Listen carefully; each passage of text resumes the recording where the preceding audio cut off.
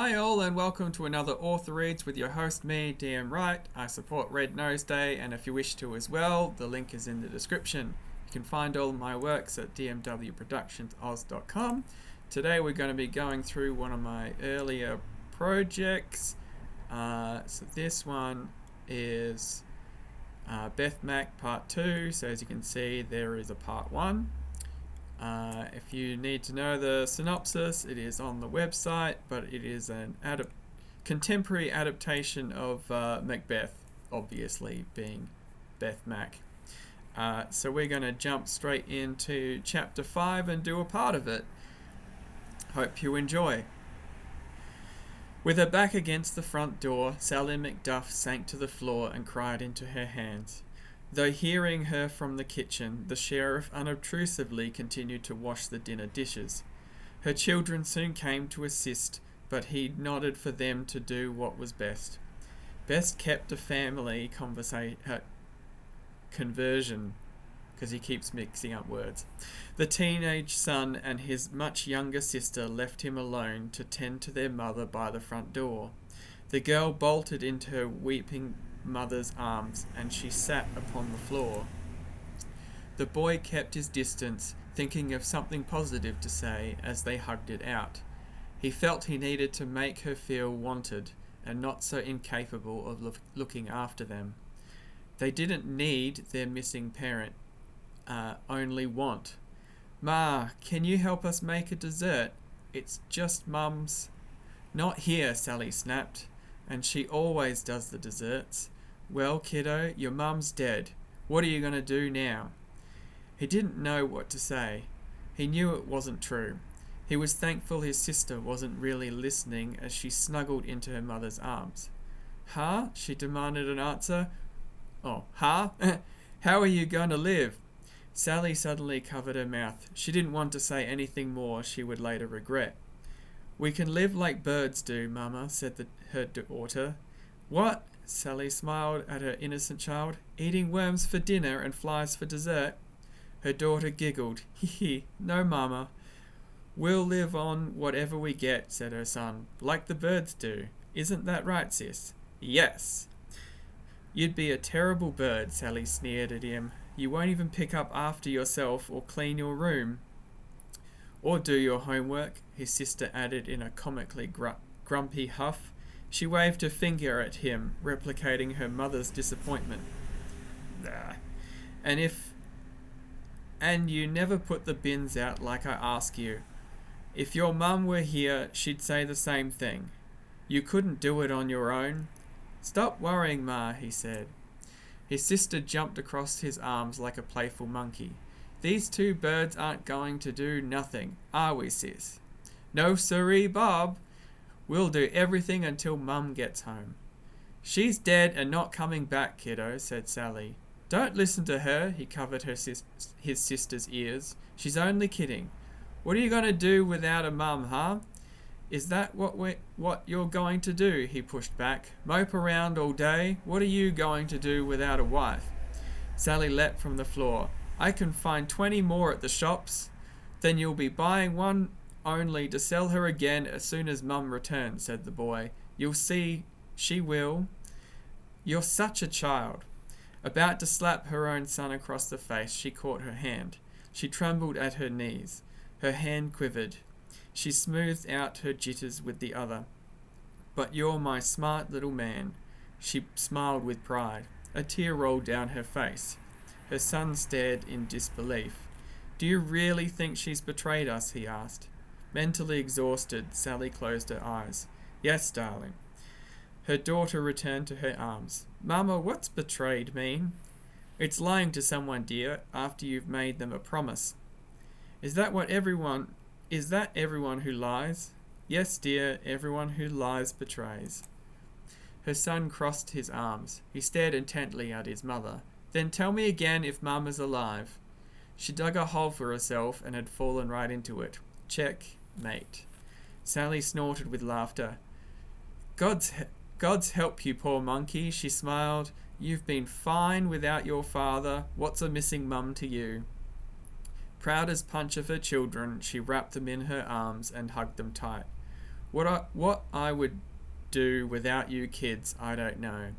Suddenly the front door opened, swinging hard into the huddle. Thud. Ah! The three were just as startled by the whack as they were by the appearance of a giant banana in the doorway. Hello, said Annie. You don't know me, but I know you. Who doesn't? I think that's the problem, though. You're known but not known in the biblical sense. Annie cringed at the children before readdressing their mother. But you've been known at least twice, I guess. Is there a younger one in the middle missing from this beautiful family photo? Are you going to come to a point? Said Sally. She ignored her son's sniggers at the unintentional pun. All right, smiled the banana. I won't get into the details about the birds and the bees and the somersaulting frogs across 2 duck ponds, all bearing witness to 6 Lego pieces I stepped on. The son began slowly shutting the door on their uninvited guest. You're in danger, Annie waved her hands about. Please take my advice and skip town. Take your kids and leave. Like right now. I don't mean to frighten you, but I feel really bad for being the bearer of such bad news. But I would really feel bad if something happened to you after I didn't tell you about it. She panted, trying to catch her breath. The three looked intently at the strange young woman. The son continued closing the door. Okay, I love you, bye-bye, she squawked through the closing gap. Click. If I don't see you again, good afternoon, good evening, and good luck, she called through the closed door. The giant banana was satisfied she had given her warning. All smiles, she turned on her heels and skipped away through the front gate. Mother, son, and daughter looked at each other, wondering what they should do next. Sheriff, Sally called out to the kitchen. I'm just taking out the trash, the sheriff replied. Is something up? I heard Annie shrieking. Is that who it was? Young woman, doomsayer, talks to owls, rats, and pigeons? Possibly. Steps on Lego. That's the one! Oh, okay, I'll be back in a minute. Thud.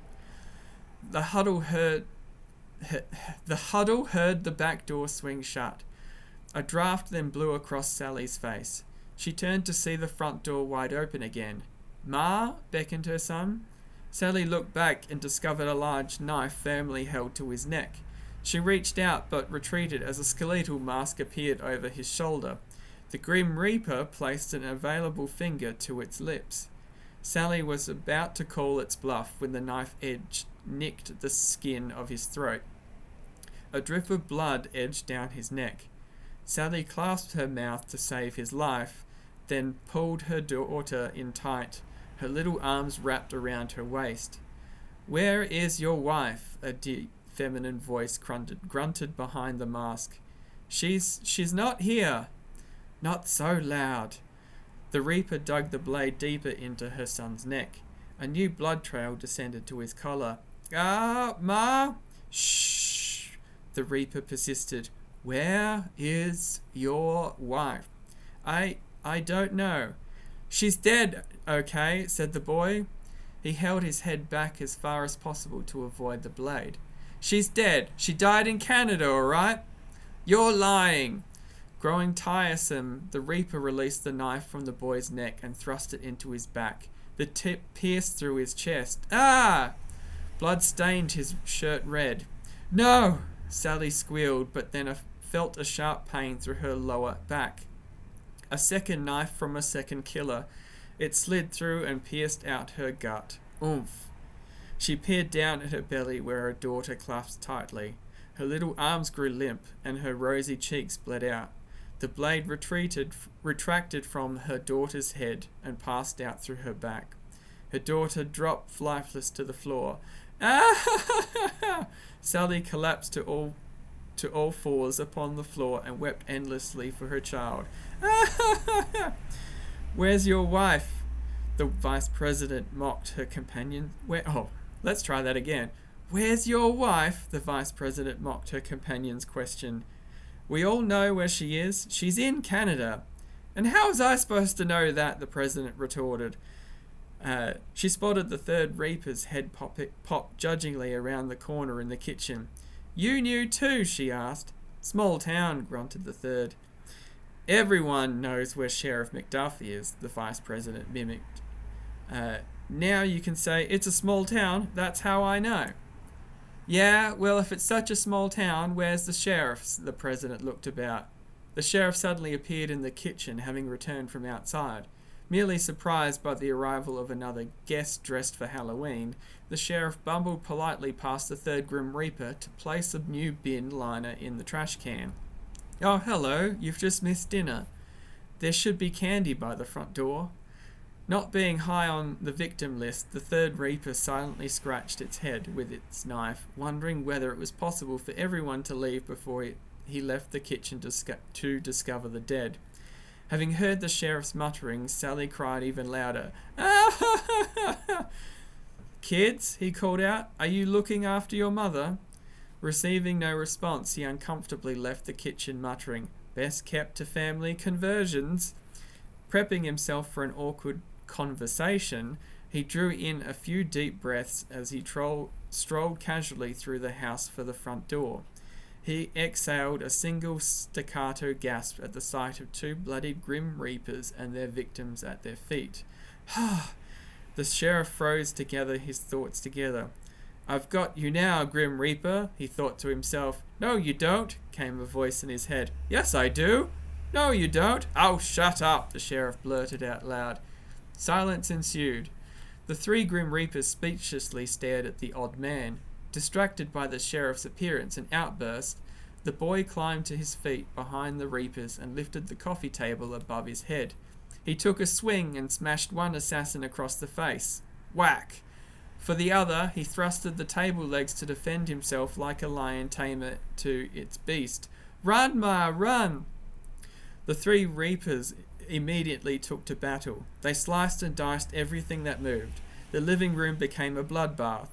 Determined to see the boy's quick death, the third Reaper got to the floor and stabbed until he breathed no more. It would have no repeat of Bucket's torturous death before. End it hard and fast. Ah! The boy let out one final yell. The Reaper gasped for air. It pulled out its neckline to ventilate fresh air up into its mask without pulling it off completely. Where's McDuff? The president called out. Finishing off the sheriff, she casually splayed his guts and dropped him to the floor. Ah! Thud. Utterly exhausted, the third Reaper sat back on its hands. Canada? No, the other one, Mrs. McDuff. Canada? The missus of Mrs. McDuff. The president stabbed the sheriff on the ground once more for good measure. The third shrugged its shoulders. It pointed out their missing colleague. Where's the other one?